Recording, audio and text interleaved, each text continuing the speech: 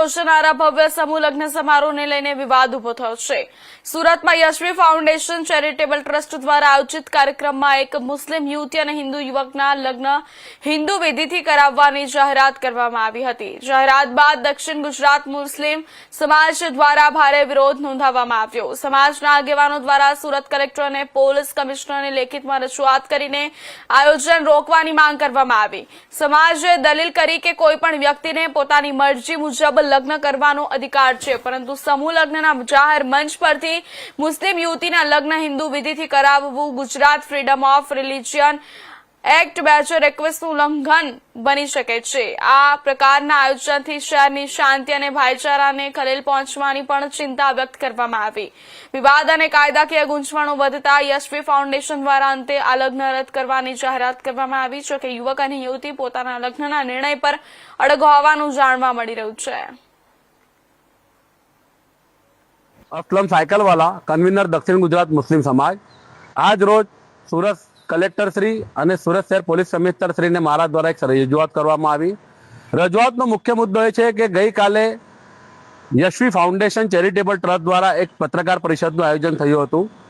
Yashvi foundation 14મી March 2026 રોજ સુરતમાં 101 અનાથ અને પિતા વિહોણી દીકરીઓના સમૂહ લગ્ન સમારોહનું આયોજન કરી રહ્યું છે। સમૂહ લગ્નના આયોજન સામાજિક રીતે અને આ વધતી મોંઘવારીમાં થાય એ આવકારદાયક છે, એમાં કોઈને ક્યારે વાંધો નથી, પરંતુ આ સમૂહ લગ્નની અંદર સંચાલકો દ્વારા એક પત્રકાર મિત્રોને જણાવવામાં આવ્યું કે આ સમૂહ લગ્નની અંદર એક મુસ્લિમ યુવતી એના હિન્દુ યુવક પ્રેમી સાથે હિન્દુ વિધિ પ્રમાણે લગ્ન કરશે। આજ દિન સુધી સુરત હોય કે સમગ્ર ગુજરાત રાજ્ય હોય, ક્યારે કોઈ સમૂહ લગ્નમાં આવા આંતરધાર્મિક લગ્નો થયા નથી। ગુજરાત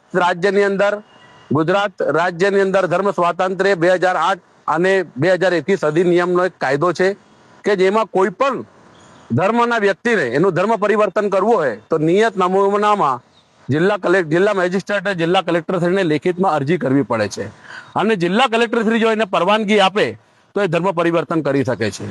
તેમજ લગ્નના નામે ધર્માંતરણ કરવું એ ગેરકાયદેસર છે અને એમાં કડક સજાની જોગવાઈઓ છે। એટલા સંચાલકોએ ગુજરાત સરકારના આ કાયદાનો અધિનિયમનું સરેઆમ ઉલ્લંઘન કર્યું છે, અને આવી રીતે જો આંતરધર્મીય લગ્નો થશે તો આવનારા દિવસોની અંદર બીજા જે સંચાલકો બીજી જે સંસ્થાઓ સમૂહ લગ્નો કરે છે એ પણ જાણી જોઈને આંતરધર્મીય લગ્નો કરવા માટે પ્રેરાશે, જેનાથી શહેરની અને રાજ્યની શાંતિ સલામતી જોખમાશે।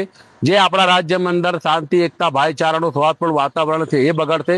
એટલે મેં કલેક્ટરશ્રી અને પોલીસ કમિશનરશ્રીને રજૂઆત કરી છે, વિનંતી કરી છે કે આવા સંચાલકો સામે જેને ગુજરાત સરકારના નિયમોનું સરેઆમ ઉલ્લંઘન કરી રહ્યા છે એની સામે કાયદેસરની કાર્યવાહી થવી જોઈએ, અને આવા સમૂહ લગ્નમાં આવા આંતરધર્મીય લગ્ન અટકાવવા જોઈએ।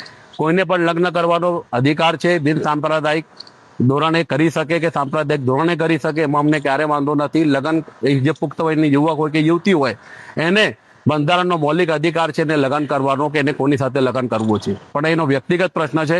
એને સમૂહ લગ્નમાં આવી રીતે આયોજનમાં લગ્ન કરવું એ હિતાવહ નથી રાજ્યની પ્રજા માટે, રાજ્યની શાંતિ। સમાચાર